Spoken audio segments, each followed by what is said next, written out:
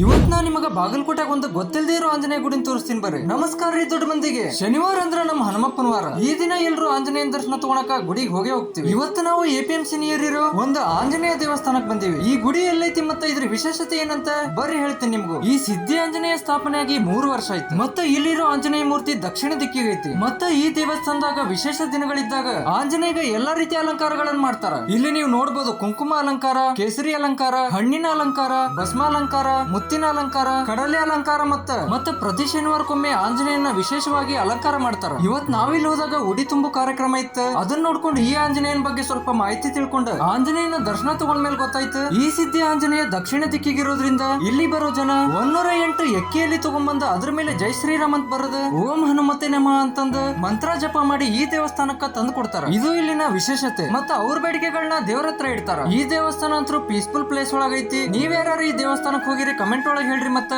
ಯಾರು ಹೋಗಿಲ್ಲ ಲೊಕೇಶನ್ ಹೇಳ್ತೀನಿ ನೋಡ್ರಿ. ಶ್ರೀ ಸಿದ್ಧಿ ಆಂಜನೇಯ ಟೆಂಪಲ್, ಕಂಟಿ ಲೇಔಟ್, APMC, ನವನಗರ್, ಬಾಗಲಕೋಟೆ. ಜೈ ಆಂಜನೇಯ.